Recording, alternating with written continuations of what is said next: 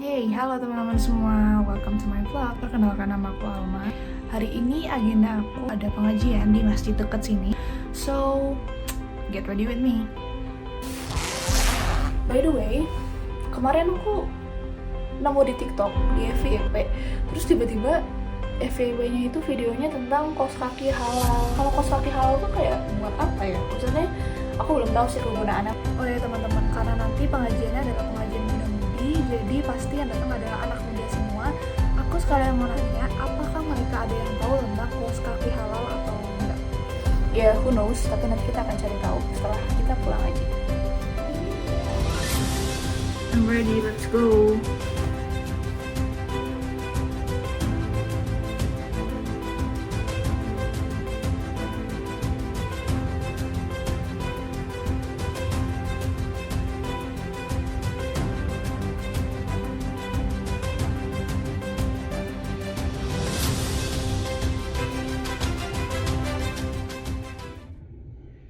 Kalian pernah dengar gak sih tentang kaos kaki halal? Mungkin dari dia belum pernah. Nggak tahu. Label halal, gambar halal di kaos kaki, apa emang ada sertifikat label halalnya? Setahu saya untuk sertifikat barang penggunaan itu yang sudah prosedur dari MUI untuk dihalalkan. Kalau sertifikat buat barang gunaan baru denger ya? Emang kayak gimana tuh emang?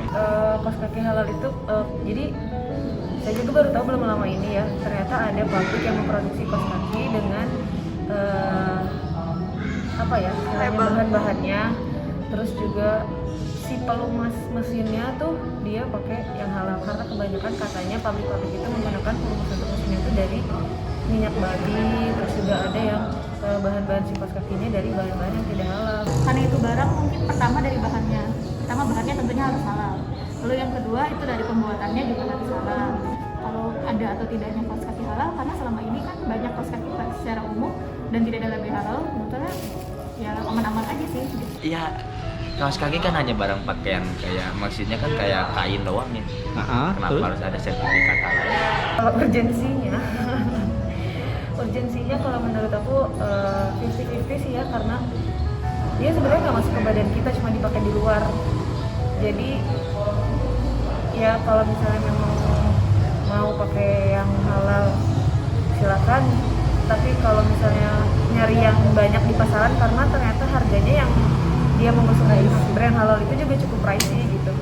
Halo teman-teman semua, aku sekarang baru aja sampai rumah karena hari ini hari Minggu. Aku lumayan kepo juga sih, terutama bukan kaos kaki halal aja sih, tetapi juga apa sih kegunaan label halal pada suatu barang gunaan. Kan kaos kaki juga termasuk barang gunaan karena kita pakai setiap hari. Jadi mungkin aku bakal nyari tahu tentang informasi terkait kegunaan dan apa itu label halal dari MUI yang digunakan dalam barang gunaan.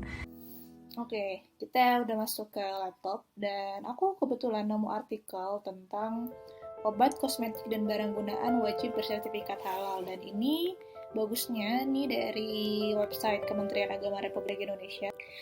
Jadi ini itu ada beberapa tahap sih kayaknya sebenarnya. Tahap pertama, kewajiban ini diberikan untuk produk makanan, minuman, serta hasil dan jasa sembelihan. Itu adalah tahap yang pertama.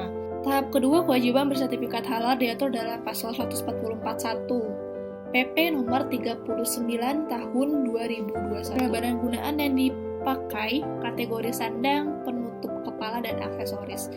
Berarti ini kayak kaos kaki, baju, berarti termasuk ke bagian yang barang gunaan yang dipakai kategori sandang, penutup kepala, dan juga aksesoris.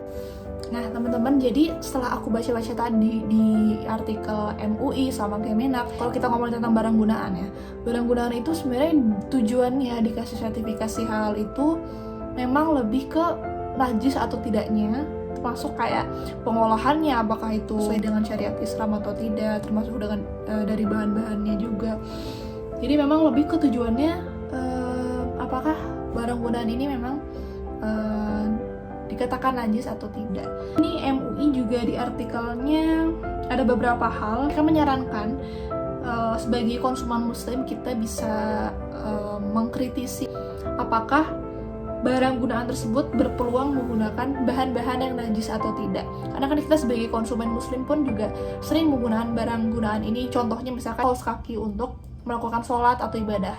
Jadi kita harus tahu apakah barang-barang gunaan ini berpeluang menggunakan bahan-bahan yang najis atau tidak. Nah, tadi teman-teman, setelah aku cari informasi terkait produk kegunaan halal dari website MUI dan juga dari website Kemenak yang tadi aku baca, aku jadi paham nih kenapa sepenting itu kita sebagai konsumen Islam atau konsumen muslim untuk menerapkan gaya hidup halal, termasuk cara memilih produk halal yang kita konsumsi maupun kita pakai. Dan sekarang aku juga mau ngajak teman-teman semua sebagai konsumen muslim untuk tetap menerapkan gaya hidup halal. Dan jangan lupa ya untuk pelaku usaha di Indonesia untuk mendaftarkan brandnya untuk mendapatkan sertifikasi halal.